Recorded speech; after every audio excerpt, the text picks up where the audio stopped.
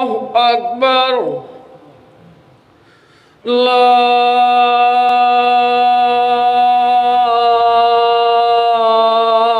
إله إلا الله.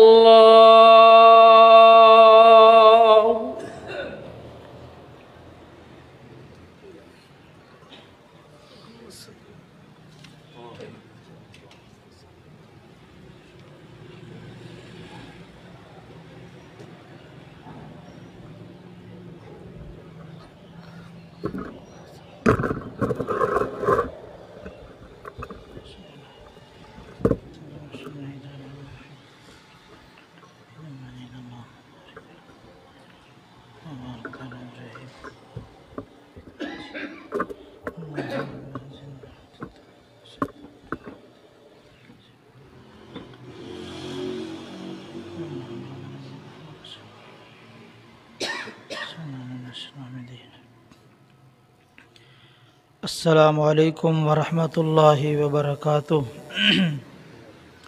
ان الحمد للہ نحمده ونستعینه ونستغفره ونعوذ باللہ من شرور انفسنا ومن سیئات اعمالنا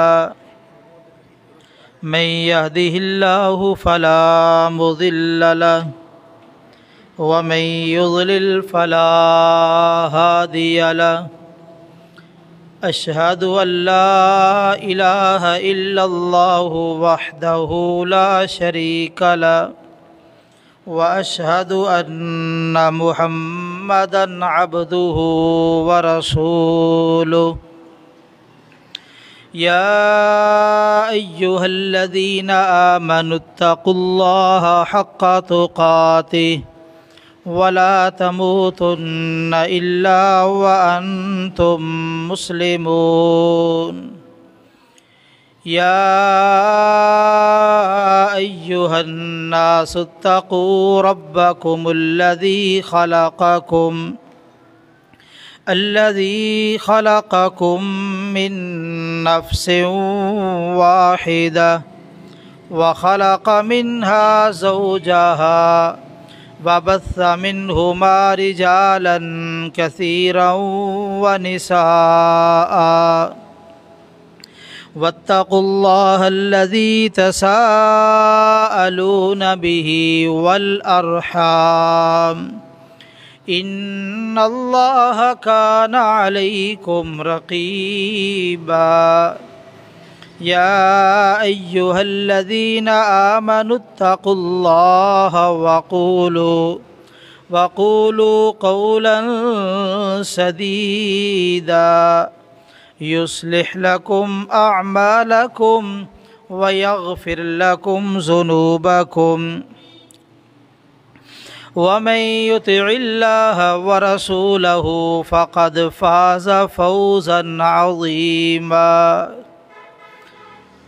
أما بعد فإن خير الحديث كتاب الله وخير الهدي هدي محمد صلى الله عليه وآله وسلم وشر الأمور محدثاتها وكل محدثة بدعة وكل بدعة ضلالة وكل ضلالة في النار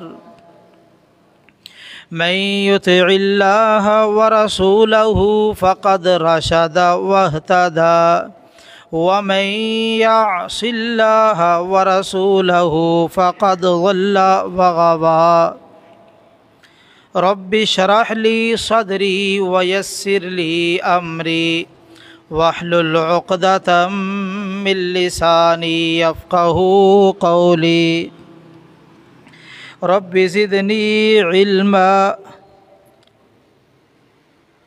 رب أوزعني أن أشكر نعمتك التي أنعمت علي وعلى والدي وأن أعمل صالحا ترضاه وأصلح لي في ذريتي إني تبت إليك وإني من المسلمين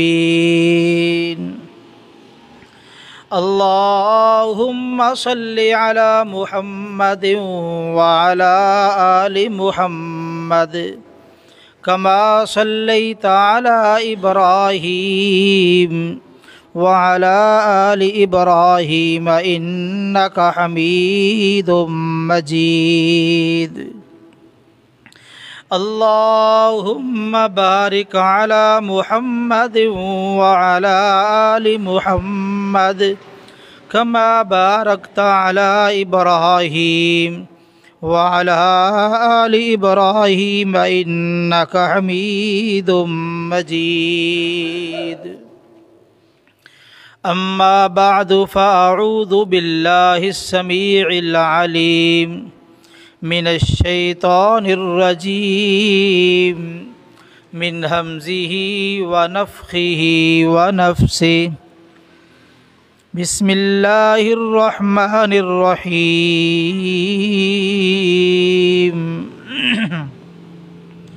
قل إن كنتم تحبون الله فاتبعوني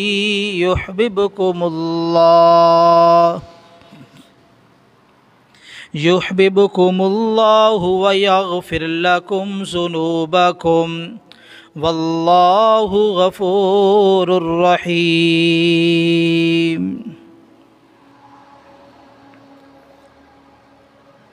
کہہ دیجئے اگر تم اللہ سے محبت کرتے ہو تو پھر میری پیروی کرو، اللہ تم سے محبت کریں گے اور تمہارے گناہ معاف کر دیں گے، اور اللہ تعالیٰ خوب بخشنے والے بے حد مہربان ہے۔ جملہ تعریفات کے لائق اللہ وحدہ لا شریک کی ذات ہے، جو ہمارا خالق، مالک، داتا، رازق، مشکل کشا اور حاجت روا ہے۔ اس مالک کا بہت بڑا احسان ہے جس اللہ خالق و مالک نے ہمیں انسان بنایا، مسلمان بنایا، اپنے محبوب پیغمبر امام الانبیاء، سید الانبیاء، خاتم الانبیاء جناب محمد رسول اللہ صلی اللہ علیہ وآلہ وسلم کا امتی بنایا۔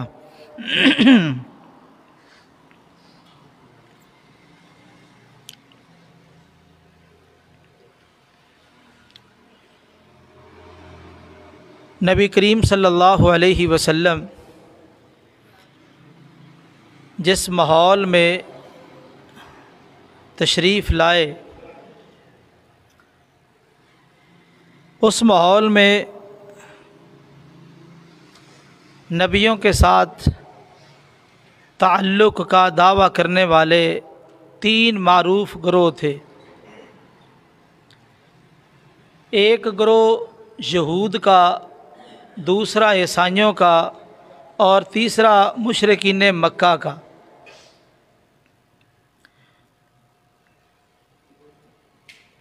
یہ تینوں گروہ اپنی اپنی جگہ پہ اللہ کو مانتے تھے اور اللہ سے محبت کا دعویٰ کرتے تھے۔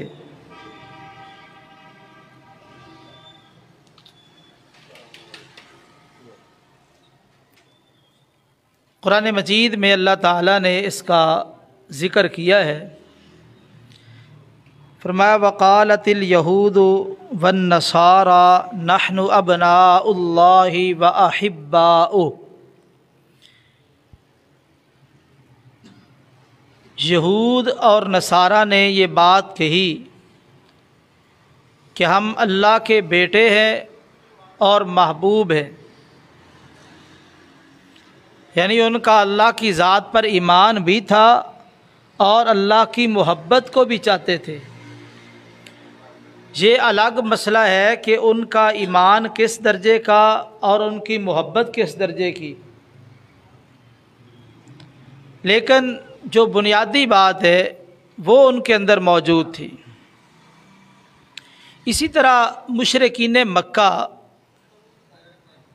وہ بھی اللہ تعالیٰ کی قربت اور اللہ کی محبت چاہتے تھے۔ قرآن مجید سورہ یونس میں اللہ تعالیٰ نے اس مسئلے کی وضاحت فرمائی ہے۔ وہ کہا کرتے تھے ما نعبدہم الا لیقربونا الی اللہ زلفیٰ، ہم بتوں کی پوجا اس لیے کرتے ہیں، ان کی نظر و نیاز اس لیے دیتے ہیں، ان کے سامنے رکوع سجدہ قیام اس لیے کرتے ہیں، ہمیں اللہ تعالیٰ کا قرب نصیب ہوتا ہے۔ الا لیقربونا الی اللہ زلفیٰ، یہ بت ہمیں اللہ کے قریب کر دیتے ہیں۔ مشرک کا عقیدہ جو ہوتا ہے وہ بنیادی طور پہ یہی ہوتا ہے کہ وہ اللہ کو مانتا ہے اور وہ غیر کا سہارا لے کے اللہ کی قربت حاصل کرنا چاہتا ہے۔ اللہ تعالیٰ نے یہود، نصارہ اور مشرکین مکہ ان کے دعوے کی تردید نہیں کی، رد نہیں کیا کہ تم اللہ کی محبت چاہتے ہو، اللہ سے محبت کرتے ہو تو یہ محبت نہیں کرنی چاہیے، یا یہ کہا ہو کہ تمہاری محبت جھوٹی ہے۔ دونوں باتیں ذکر نہیں کی۔ اللہ تعالیٰ نے ایک ایسا اصول بیان کر دیا کہ پہلے جو ہو چکا ہو چکا، اب اس نبی کی آمد کے بعد، اس رسول کی بعثت کے بعد جو بھی اللہ سے محبت کرنے والا ہے اس کے لیے یہ بات لازم ہے کہ فاتبعونی، محمد صلی اللہ علیہ وسلم کا پیروکار بنے۔ اب اللہ کی محبت آپ کی اتباع اور آپ کی پیروی کے بغیر ممکن نہیں ہے۔ کیوں؟ اللہ تعالیٰ نے آپ کو مقام و مرتبہ، عظمت اور شان، رفعت اور بلندی اس قدر عطا کی ہے کہ آپ کے ہوتے ہوئے کسی اور کا طریقہ اس دنیا میں رائج نہیں ہو سکتا۔ تو آپ کی شان اور عظمت کا یہ تقاضا ہے کہ آپ کی ذات کی اتباع کی جائے، پیروی کی جائے، اور آپ کی زندگی کو اسوہ حسنہ سمجھ کے اس کے مطابق زندگی بنائی جائے۔ اب صرف ایک ہی راستہ ہے جو اللہ کی محبت تک پہنچاتا ہے، اس کے علاوہ دنیا میں کوئی راستہ نہیں ہے۔ اور یہ بات بھی چلتے چلتے ذہن میں رکھ لیں، آج دنیا کے اندر بڑے لوگ دعوے کرتے ہیں کہ ہم انقلاب لائیں گے، تبدیلی لائیں گے، لوگوں کے لیے خیر کا پروگرام دیں گے، یہ بڑے بڑے لوگ دعوے کرتے ہیں۔ قرآن مجید نے اس مسئلے کو بھی حل کر دیا کہ اس دنیا کے اندر اگر تبدیلی آ سکتی ہے، اگر دنیا میں انقلاب آ سکتا ہے، اگر دنیا والوں کو سکون مل سکتا ہے، خیر و برکت حاصل ہو سکتی ہے، تو اس کا ذریعہ اور اس کا طریقہ اور وہ کن افراد کے ذریعے سے اللہ تعالیٰ نے اس مسئلے کو بھی قرآن مجید میں حل فرمایا ہے، کیونکہ یہ قیامت تک کے لیے کتاب ہے۔ قیامت تک آنے والے جتنے مسائل ہیں، سارے مسائل کا حل اس قرآن مجید میں موجود ہے۔ اللہ تعالیٰ فرماتے ہیں، فرمایا یا ایھا الذین آمنوا من یرتد منکم عن دینہ فسوف یأتی اللہ بقوم یحبہم ویحبونہ، اے ایمان والو، تم میں سے جو آدمی اپنے دین سے مرتد ہو جائے، ارتداد کہتے ہیں کہ آپ کسی طرف چلے اور پھر وہاں سے واپس آ گئے، کسی طرف جانا اور وہاں سے پھر واپس آ جانا، جس طرح بطور مہمان ملتان گئے، کراچی گئے، پھر واپس آ گئے، اس پر لفظ ارتداد بولا جاتا ہے۔ اور شریعت کی اصطلاح میں مرتد اس آدمی کو کہتے ہیں کہ جو شریعت کو قبول کر لے اور اس کے بعد انکار کر دے، ایسے بندے پر مرتد کا لفظ بولا جاتا ہے۔ جو معاہدہ کرے اور اس کے بعد اس کو توڑ دے، جو وعدہ کرے اور اس کے بعد اس کی خلاف ورزی کرے، ان تمام پر ارتداد کا لفظ یعنی مرتد ہونے کا لفظ بولا جاتا ہے۔ تو فرمایا اگر تم مرتد ہو جاؤ، جو تم نے کلمہ پڑھتے وقت اللہ سے وعدہ کیا تھا اسے پھر جاؤ۔ وعدہ کیا تھا؟ قرآن مجید نے اس وعدے کو بھی بیان کیا ہے، وَاذْكُرُوا نِعْمَةَ اللَّهِ عَلَيْكُمْ وَمِيثَاقَهُ الَّذِي وَاثَقَكُمْ بِهِ اِذْ قُلْتُمْ سَمِعْنَا وَأَطَعْنَا وَاتَّقُوا اللَّهَ، اور تم اللہ کی نعمت کو یاد کرو اور اس کے پختہ وعدے کو یاد کرو جو تم نے اس کے ساتھ وعدہ کیا تھا۔ کلمہ پڑھتے وقت، دائرہ اسلام میں داخل ہوتے وقت جو تم نے وعدہ کیا تھا اس وعدے کو یاد کرو۔ وہ وعدہ کیا ہے؟ تم نے کیا کہا تھا؟ اذ قلتم سمعنا واطعنا، تم نے کہا تھا اللہ اور اس کے رسول کی جو بات آئے گی ہم اس کو سنیں گے اور اس کو پوری طرح مانیں گے، اس کی مخالفت نہیں کریں گے، اس کا انکار نہیں کریں گے۔ یہ ہے وعدہ ہر مسلمان کا اللہ تعالیٰ کی ذات کے ساتھ۔ جو آدمی اس وعدے سے پھر جائے، اللہ اور اس کے رسول کی بات سنے مانے نہ، اللہ اور اس کے رسول کی بات سنے انکار کر دے، تو یہ سارے ارتداد کا شکار ہو چکے ہیں۔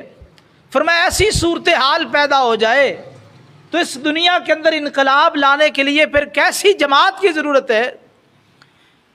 فرمایا فَسَوْفَ يَأْتِ اللَّهُ بِقَوْمٍ، اس کے بعد اللہ ایسی قوم لائیں گے، ایسی جماعت، ایسا گروہ لائیں گے۔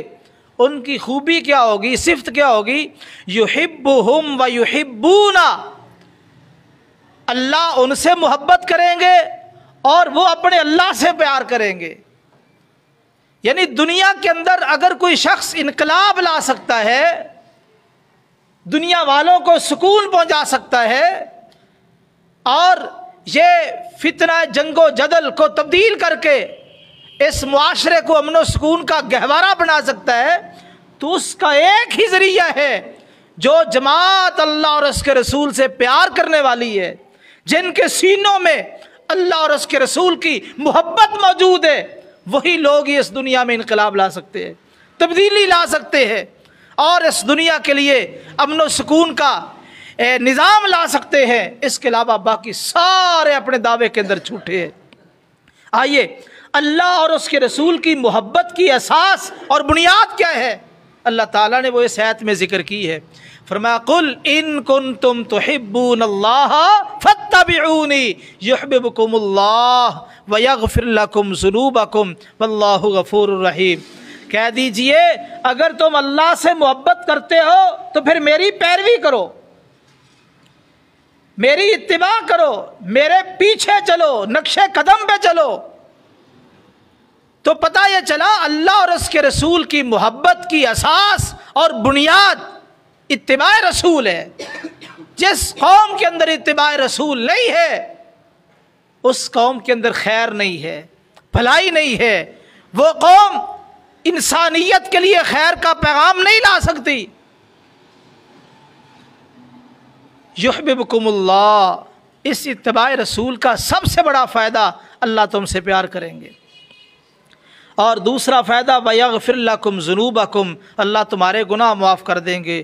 واللہ غفور الرحیم، اور اللہ تعالیٰ خوب بخشنے والے بے حد مہربان ہے۔ آئیے یہ آیت ہم نے بھی سنی ہے، کئی بار سن چکے ہیں، اور یہی آیت نبی کریم صلی اللہ علیہ وسلم کے صحابہ نے بھی سنی تھی، آپ کے شاگردوں نے بھی سنی تھی۔ انہوں نے اس آیت کے سننے کے بعد کیا طرز عمل اختیار کیا، حضور کے طریقوں کو کس انداز سے اپنایا، 1 مہینے کے لیے، 2 مہینوں کے لیے، سال کے لیے، 2 سال کے لیے، یا ساری زندگی کے لیے۔ آئیے ہم کچھ اصحاب رسول کے واقعات دیکھتے ہیں کہ انہوں نے اس آیت کی روشنی میں نبی کریم صلی اللہ علیہ وسلم کے طریقوں کو اپنایا ساری زندگی کے لیے یا مخصوص وقت کے لیے۔ بے شمار ایسے واقعات موجود ہیں، چند ایک باتیں آپ کے سامنے رکھنا چاہتا ہوں۔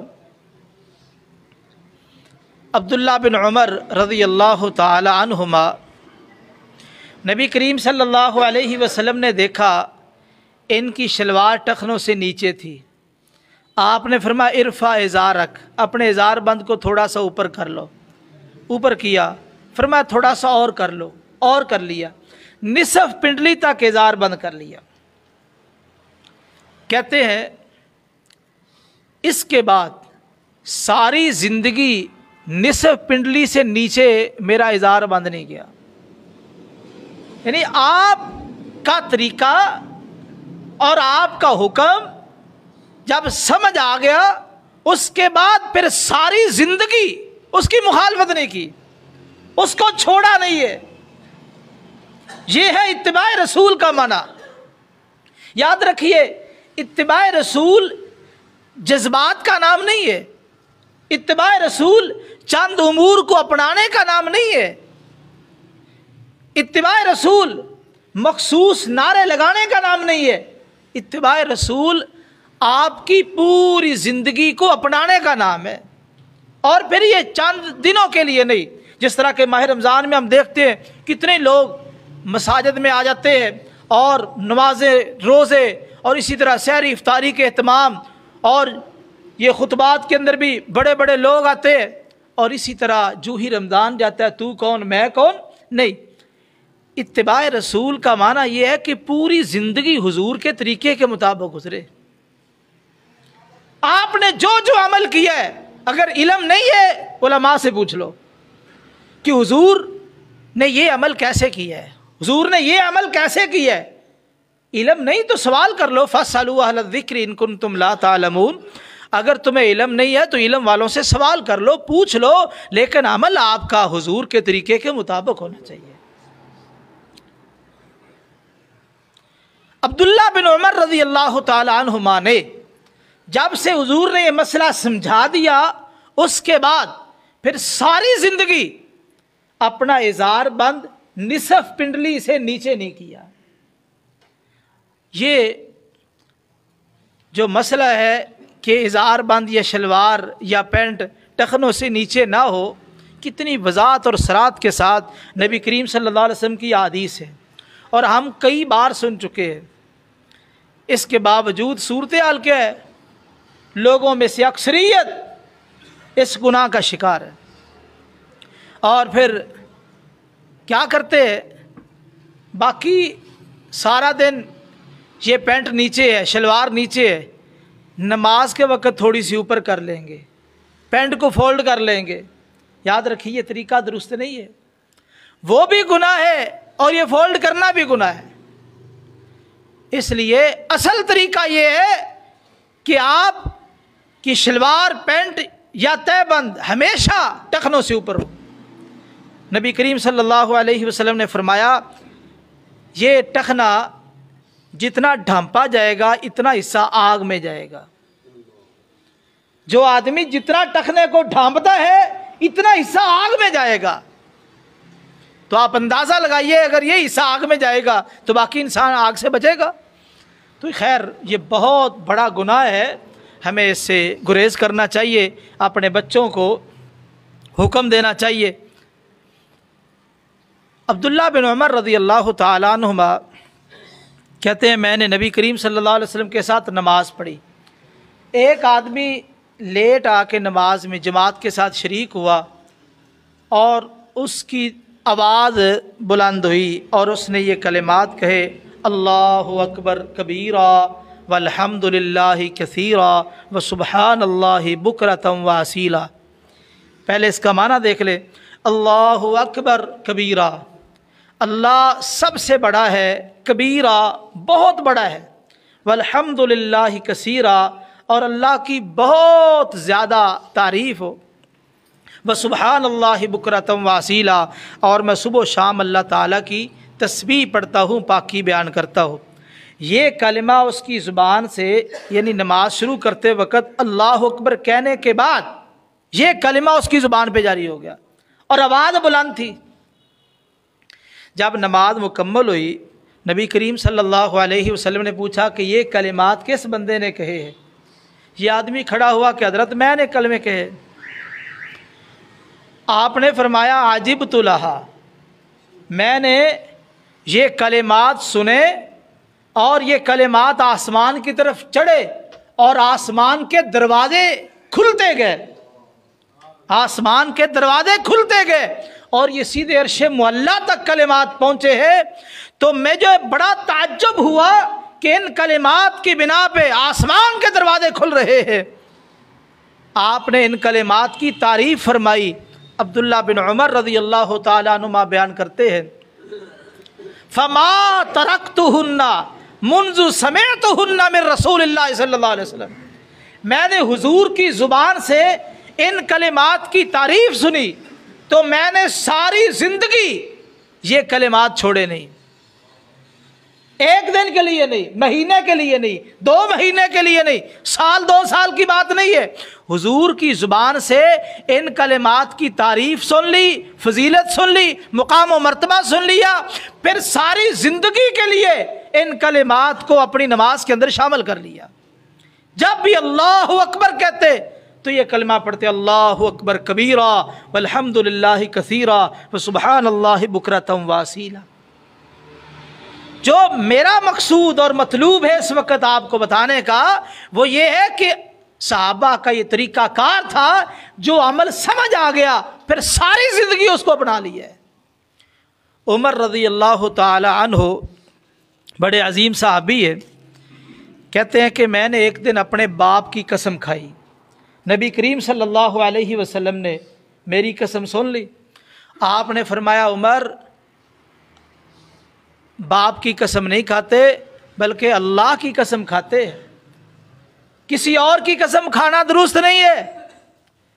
کہتے ہیں آپ نے مجھے یہ مسئلہ سمجھایا، پھر ساری زندگی میں نے غیر اللہ کی قسم نہیں کھائی، ساری زندگی۔ یہ ہے اتباع رسول، یعنی صحابہ کو جو مقام ملا، عظمت اور شان ملی، آپ اس کا سبب دیکھیں۔ انہوں نے جس عمل کو اپنا لیا، جو عمل سمجھ آ گیا، پھر زندگی کے آخری لمحے تک بھی اس عمل کو چھوڑا نہیں ہے۔ کہتے ہیں کہ ایک دفعہ میں کھڑے ہو کے پیشاب کر رہا تھا، نبی کریم صلی اللہ علیہ وسلم نے دیکھ لیا، فرمایا لا تبل قائمہ، عمر کھڑے ہو کے پیشاب نہیں کرتے۔ کہتے ساری زندگی میں نے کھڑے ہو کے پھر پیشاب نہیں کیا، اللہ یہ کہ کوئی مجبوری ہے، کوئی انسان بیٹھ نہیں سکتا، پاؤں میں چوٹ لگی ہے، وہ تو مجبوری کی صورت ہے، لیکن عام حالت میں کھڑے ہو کے پیشاب کرنا درست نہیں ہے۔ عمر رضی اللہ تعالیٰ عنہ نے دونوں عمل، کہتے ہیں جب سے مجھے پتہ چل گیا پھر ساری زندگی میں نے نہ غیر اللہ کی قسم کھائی نہ کھڑے ہو کے پیشاب کیا ہے۔ تو یہ انداز ہے اصحاب رسول کا۔ میرے بھائیوں، آج ہم اصحاب رسول کی محبت کا دعویٰ کرتے ہیں، لیکن ان کے طریقہ کار کو تو اپنائیے۔ جس طرح انہوں نے حضور کی اتباع کی، جو عمل سمجھ آیا، ساری زندگی بس اس عمل کو اپنا لیا، اس کے مطابق عمل کیا ہے، کبھی اس کو چھوڑا نہیں ہے۔ ابو ہریرہ رضی اللہ تعالی عنہ بیان کرتے ہیں، کہتے ہیں نبی کریم صلی اللہ علیہ وسلم نے مجھے 3 باتیں کہی ہیں، 3 باتیں حضور نے مجھے کی ہے، میں ساری زندگی ان 3 باتوں کو نہیں چھوڑوں گا، وہ 3 عمل نہیں چھوڑوں گا۔ وہ کون کون سے عمل ہے؟ پہلا عمل، حضور نے مجھے حکم دیا کہ ہر مہینے میں 3 روزے رکھنے، یہ ایام 20 کے 13، 14، 15، 3 دنوں کے مہینے میں 3 دن روزے رکھنے۔ کہتے ہیں میں ساری زندگی نہیں چھوڑوں گا۔ حضور نے دوسرا حکم یہ دیا کہ میں چاشت کی 2 رکعتیں پڑھوں، یہ صبح سورج نکلنے کے بعد 2 رکعت جو نماز پڑھی جاتی ہے، نبی کریم صلی اللہ علیہ وسلم نے اس کی فضیلت بیان کی ہے کہ جو آدمی 2 رکعت نماز پڑھ لے، اس کا اجر و ثواب کتنا ہے؟ انسان کے 360 جوڑ ہے، روزانہ ہر جوڑ پر صدقہ ہے، ہر جوڑ کے ذمے صدقہ ہے۔ بندہ سبحان اللہ کہتا ہے، الحمدللہ، اللہ اکبر، لا الہ الا اللہ، نیکی کا حکم دیا، گناہ سے منع کیا، تو یہ سارے اعمال ایسے ہیں کہ جوڑوں کا صدقہ ادا ہو رہا ہے، لیکن اگر کوئی آدمی صبح سویر 2 رکعت یہ چاشت کی پڑھ لے سورج طلوع ہونے کے بعد، تو 360 جوڑوں کی طرف سے صدقہ ادا ہو جاتا ہے۔ کہتے ہیں میں نے حضور سے یہ سنا، آپ نے مجھے وصیت کی تو میں نے ساری زندگی یہ 2 رکعتیں نہ چھوڑی ہے نہ چھوڑوں گا۔ تیسری وصیت یہ کی، آپ نے کہا کہ ابو ہریرہ تو نے رات کو ہی وطر پڑھ لینا ہے، وطر رات کو نماز عشاء کے ساتھ ہی پڑھ لینا ہے۔ کیوں؟ یہ تھے طالب علم، سارا دن حدیث سنتے سناتے رہتے، سارا دن مشغول رہتے، اور جو طالب علم ہے جس نے سارا دن پڑھنا پڑھانا ہے، مشغول ہے، مصروف ہے، صبح تہجد کے لیے بیدار ہونا مشکل ہوتا ہے، کہا تو رات کو ہی وطر پڑھ کے سو جا، تاکہ ایسا نہ ہو کہ صبح تیری آنکھ نہ کھلے تیرا وطر رہ جائے۔ خیر آج بھی جو آدمی صبح نہیں اٹھ سکتا وہ رات کو اپنا وطر پڑھے۔ تو کہتے یہ 3 وصیتیں حضور نے کی، میں جب تک زندہ رہوں گا نہیں چھوڑوں گا۔ یہ ہے صحابہ کا انداز کہ صحابہ کو جو عمل سمجھ آ گیا بس اس کو ساری زندگی کے لیے اپنا لیا، کبھی چھوڑا نہیں ہے۔ جناب جریر بن عبداللہ رضی اللہ تعالیٰ عنہ کہتے ہیں میں نے نبی کریم صلی اللہ علیہ وسلم سے درخواست کی، حضرت ہمارے پاس صدقہ وصول کرنے کے لیے عامل آتے ہیں، وہ ہمارے اوپر کچھ زیادتی کرتے ہیں۔ آپ نے فرمایا ارضو مصدقیکم، اپنے مصدقین کو، عاملین کو، صدقہ وصول کرنے والوں کو راضی کرو۔ ہم نے شکایت کی کہ وہ زیادتی کرتے ہیں، کہا ان کو راضی کرو، خوش کرو، ان پہ آپ نے ناراض نہیں ہونا اور نہ ان کو ناراض کرنا ہے۔ کہتے ہیں جب نبی کریم صلی اللہ علیہ وسلم نے یہ فرمایا، اس کے بعد ساری زندگی ہم نے نبی کریم صلی اللہ علیہ وسلم یا اس کے بعد جو بھی خلیفہ کی طرف سے عامل آتا، کبھی کسی عامل کو، صدقہ وصول کرنے والے کو ناراض کیا ہی نہیں۔ ایسا تسلسل اسلام چاہتا ہے، اسلام ایسے تسلسل کا تقاضا کرتا ہے۔ ہم جذبات میں آ کے 1 دن عمل کیا، 2 دن عمل کیا، 5 دن، مہینہ، 2 مہینے، پھر چھوڑ دیتے۔ اسلام کا تقاضا یہ ہے کہ ہم ساری زندگی کے لیے عمل کو اپنائیں۔ 7 یا 9 صحابہ، عوف بن مالک رضی اللہ تعالیٰ عنہ بیان کرتے ہیں کہ ہم 7 یا 9 صحابہ بیٹھے تھے، نبی کریم صلی اللہ علیہ وسلم آئے، آپ نے آ کے فرمایا کہ میرے ساتھ بیعت کرو۔ انہوں نے کہا حضرت ہم بیعت کر چکے ہیں۔ فرمایا نہیں، دوبارہ پھر بیعت کرو۔ انہوں نے بیعت کی، فرمایا ان تعبدوا اللہ، تم اللہ کی بات کرو گے، ولا تشرکوا بہ شیئا، اور تم اس کے ساتھ کسی کو شریک نہیں بناؤ گے، نماز قائم کرو گے۔ اس کے بعد آپ نے ایک ایسا سی بات کی، وہ بات کیا تھی کہ تم کسی سے کوئی سوال نہیں کرو گے، کسی سے کچھ چیز مانگو گے نہیں۔ آپ نے یہ بیعت لیے، نتیجہ کیا نکلا؟ راوی کہتا ہے کہ جن لوگوں سے آپ نے بیعت کی انہوں نے ساری زندگی کسی سے سوال نہیں کیا، حتیٰ کہ گھوڑا زمین پر گر گیا نیچے، یہ گھوڑے پہ سوار ہے، کسی ساتھی کو یہ بھی نہیں کہا کہ گھوڑا مجھے پکڑانا، گھوڑے سے نیچے اتر کے خود گھوڑا پکڑا، دوبارہ پھر سوار ہوئے۔ اس قدر نبی کریم صلی اللہ علیہ وسلم کے فرامین کی لاج رکھی ہے کہ جو مسئلہ سمجھ آ گیا اس کو پھر اپنا لیا ہے، چھوڑنے کا نام نہیں لیا۔ ام حبیبہ رضی اللہ تعالیٰ عنہ بیان کرتی ہے نبی کریم صلی اللہ علیہ وسلم نے ارشاد فرمایا، جو آدمی دن اور رات میں 12 رکعت فرضوں کے علاوہ جو سنتے ہیں، 2 فجر کے ساتھ، 6 ظہر کے ساتھ، 4 پہلے 2 بعد میں، 2 مغرب کے ساتھ، 2 عشاء کے ساتھ، جو آدمی یہ 12 رکعات روزانہ پڑھتا ہے اس بندے کے لیے جنت میں ایک محل بنا دیا جاتا ہے۔ آپ کا یہ فرمان ہے، ہم بھی الحمدللہ پڑھتے ہیں، اللہ تعالیٰ میں توفیق دے، اس کو استقامت کے ساتھ پڑھو۔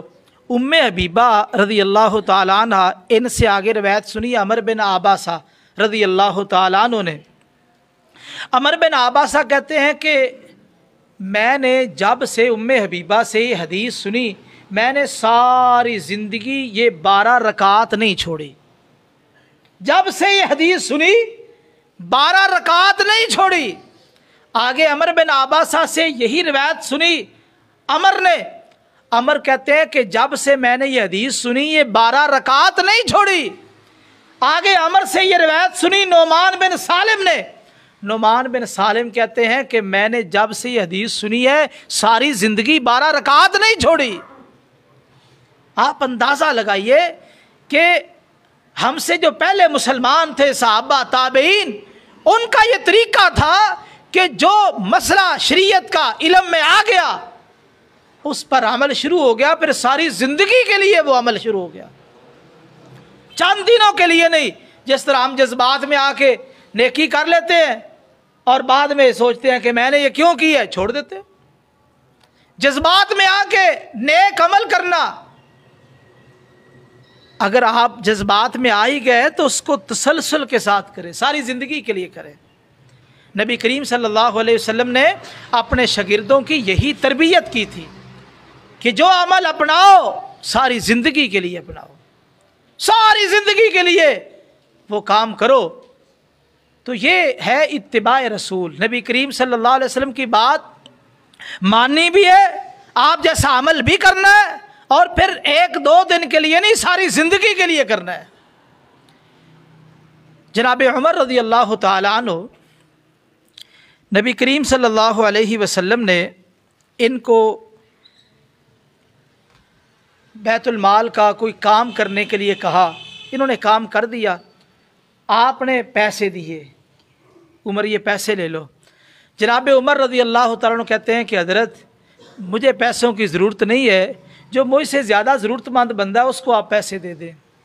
آپ نے فرمایا عمر جو مال تجھے لالچ کے بغیر، مانگنے کے بغیر، لالچ کے بغیر، مانگنے کے بغیر مل جائے اس مال کو لے لے.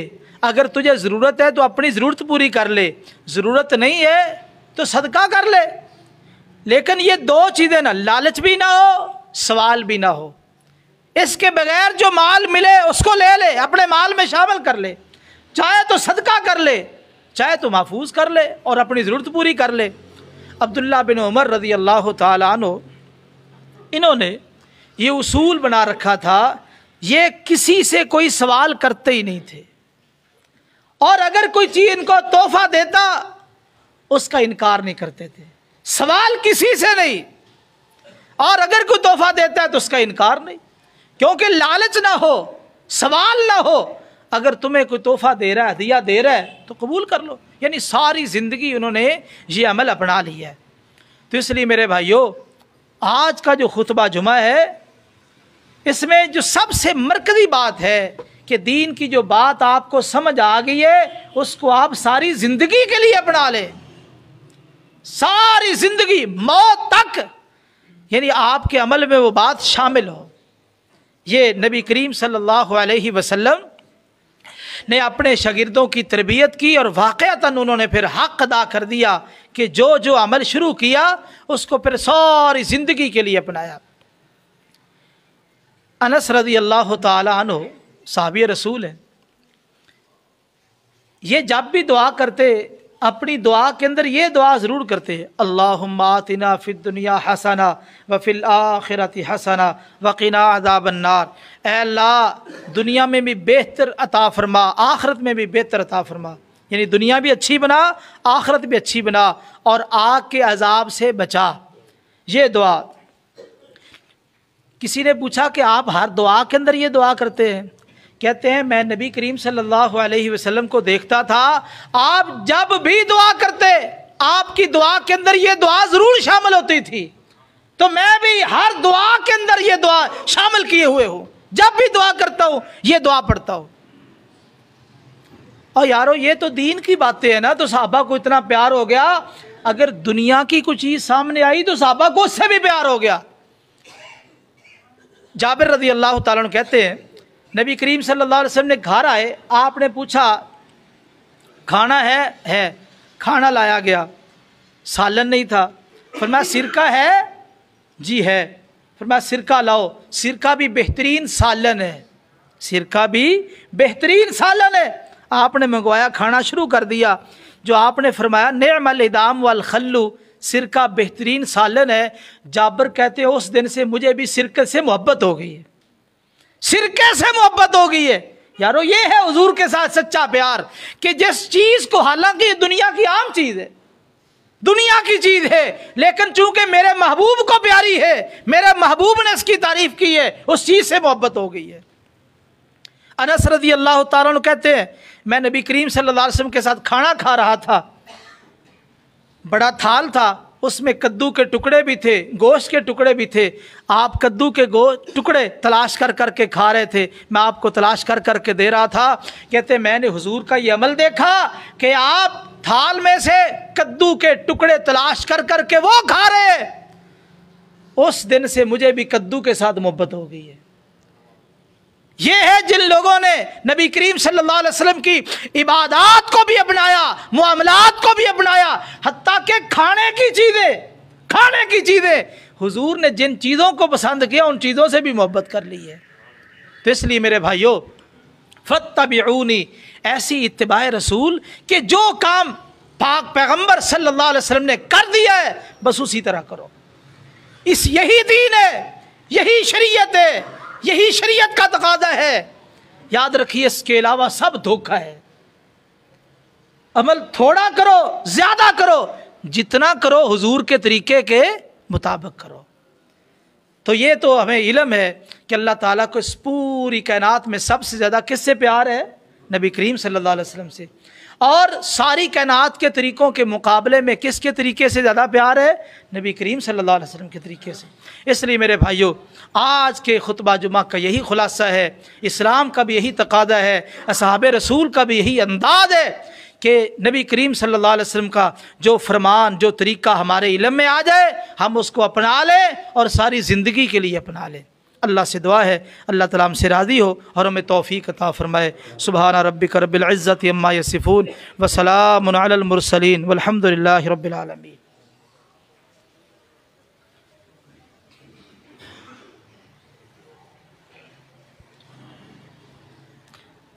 ان الحمد للہ نحمده ونستعینه ونستغفره ونعوذ باللہ من شرور انفسنا ومن سیئات اعمالنا من يهده اللہ فلا مضل له ومن يضلل فلا هادی له اشهد ان لا الہ الا اللہ وحدہ لا شریک له واشهد ان محمدا عبدہ ورسولہ۔ پہلے بھی کئی دفعہ درخواست کی ہے، احباب تاخیر سے تشریف لاتے ہیں، ہفتے کے بعد یہ ہماری مجلس اور ملاقات ہوتی ہے۔ ہم دنیا میں ڈیوٹیاں کرتے ہیں تو آپ کو پتہ ہے کہ 9 کا مطلب 9 ہی ہوتا ہے، 8 کا مطلب 8 ہی ہوتا ہے۔ تو دنیا کے اندر تو ہم اس کی پابندی کرتے ہیں، تو یہ ایک دینی سلسلہ ہے، ہفتے کے بعد ہماری مجلس ملاقات ہوتی ہے، تو اس میں بھی ہم وقت کا خیال کیا کریں۔ جب جمعہ شروع ہوتا ہے تو اس سے پہلے ہم آ جائیں۔ تو دنیا کے اندر اگر ہم ان چیزوں کا لحاظ رکھیں کہ وقت پہ آئیں، اور دین کے اندر بھی ان چیزوں کا لحاظ ہم نے رکھنا ہے، اور اگر رکھیں گے تو اس کے اندر فائدہ بہت زیادہ ہے کہ شروع میں آئیں، آپ کو اجر و ثواب بھی زیادہ ملے گا، اور اس کے ساتھ ساتھ